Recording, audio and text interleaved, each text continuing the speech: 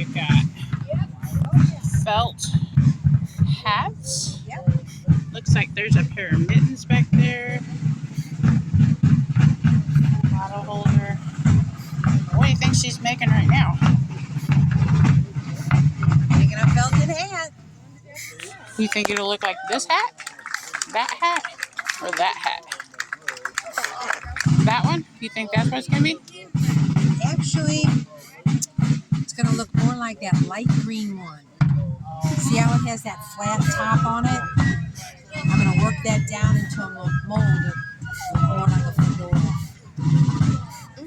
So what do you start with? A piece like this? Yep. All right, that's what she started with. How did it become that? So I'm going to layer it. Just like this. I put that on both sides. And I have layered this way, then that way, then that way. It's going to have about 6 layers on it. And if you were to look at a piece of wool under a microscope, it's a single fiber with scales on it. When you add hot water, the scales swell and open. And then when you apply friction, they lock together. The scales lock together to give you a solid finish. So this one's almost ready to come out. And I'll cut that open and pull my thing out, and then I'll work it over that roll. So you have something inside of there that you put on? Yes, there's just a piece of resistance so that I can put the wool on both sides. Okay. You just have to work it and work it and work it. Oh, look, she's got a sweater she made back there. I bet that's super warm for wintertime.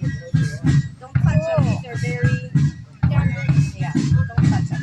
Look and admire. Look at the prettiest feathers on it. It's perfect.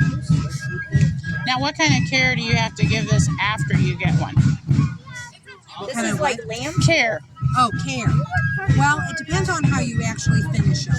If you put a hardening on it, but this has nothing. So I could dunk that in the water, bring it out, put it right back on that mold. Okay. Yep. But sometimes they'll put shellac in here on the inside to make them really hard. Okay. Kind of like what we think of as a cowboy hat with the Stetsons are really stiff. Stiff, very stiff, yeah. They'll use chemicals to make that so hard.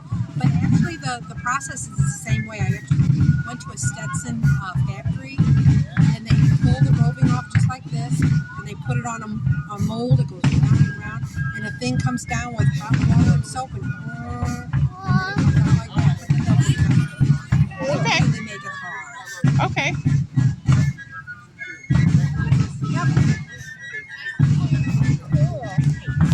You think that's a pretty neat process? Now, how did you learn how to do this?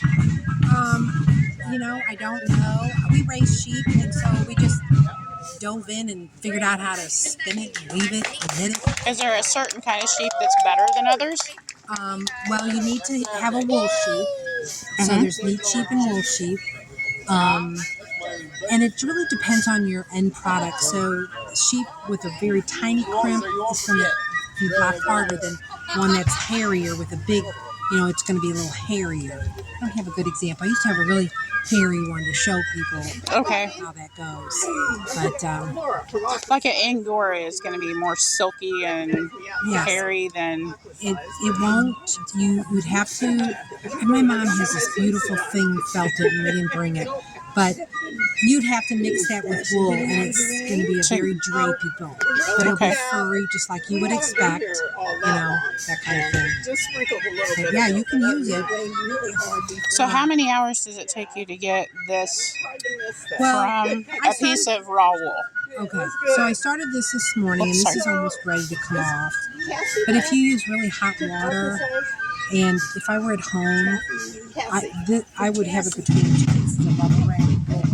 Okay. And then open it up, turn your hand, and it goes a lot quicker. So it has to do with that. So, you can easily make a hat, probably a half a day, Okay. But you have to start with it. So if you want to make one from scratch, oh my gosh, you'd have to shear the sheep, You'd have to pull it, then you'd have to wash it, then you'd have to card it. And now you're ready to start making your hat. So that would be like A lot. a lot. A lot of work. Yes.